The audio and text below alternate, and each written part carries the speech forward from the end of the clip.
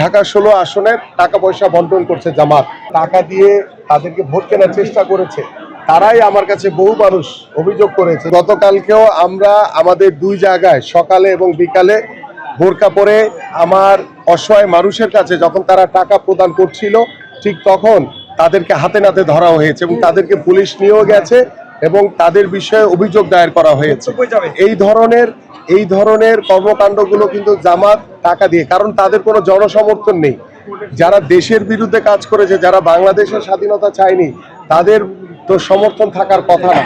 তারা তাদের নিজস্ব যে গণ্ডি রয়েছে সেই গণ্ডির ভিতরে সীমাবদ্ধ এবং তারা এখন অঢেল টাকা রয়েছে তাদের, সেই অঢেল টাকা দিয়ে তারা বিলিয়ে, এবং আমার কাছে কিছু তথ্য রয়েছে সেটি আমি ইতিমধ্যে জানিয়েছি যে মিরপুর ডিএইচএস এর একটি জায়গা থেকে এই ঢাকা ১৬ আসনের টাকা পয়সা বন্টন করছে জামাত, এবং সেটি আমি ইতিমধ্যে আইন শৃঙ্খলা বাহিনীর কাছে দিয়েছি। তারা বিষয়গুলো খতিয়ে দেখবে এবং খতিয়ে দেখে যদি সেখানে কোনো রকম কোনো ইন্ডিকেশন কোনো কিছু পাওয়া যায়, ডেফিনেটলি তারা আইনগত ব্যবস্থা নেবে ইনশাআল্লাহ। জামাতের প্রার্থী তিনি একজন এক্স আর্মি পার্সন, তিনি এত নির্বুদ্ধিতার মতো কথা বলবেন আমি এটা আশা করিনি।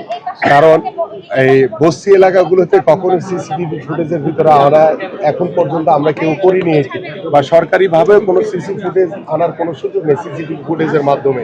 এবং যারা আমরা স্বাধীনভাবে যাচ্ছি, এবং জামাতের যারা টাকা দিয়ে তাদেরকে ভোট কেনার চেষ্টা করেছে, তারাই আমার কাছে বহু মানুষ অভিযোগ করেছে যে ভাই আমাদেরকে বিভিন্নভাবে প্রলোভন দেখিয়ে জামাত চলে গেছে।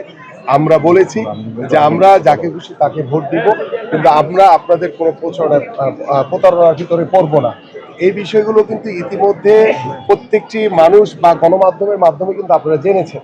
সো আমি আশা করি যে জামাতের প্রার্থীর তিনি শুভবুদ্ধির উদয় হবে তার, যে তিনি জনগণের প্রতি যদি আস্থা বিশ্বাস রাখেন, তাহলে রাতের অন্ধকারে বোরকা পরে রাতের অন্ধকারে ঘরে ঘরে গিয়ে টাকা দেওয়ার দরকার কি তার। এবং আমরা যে সিসিটিভি ফুটেজের কথা বলেছেন, এটা ভেরি ফানি, এটার কোনো সত্যতা আছে বলে আমার জানা নেই।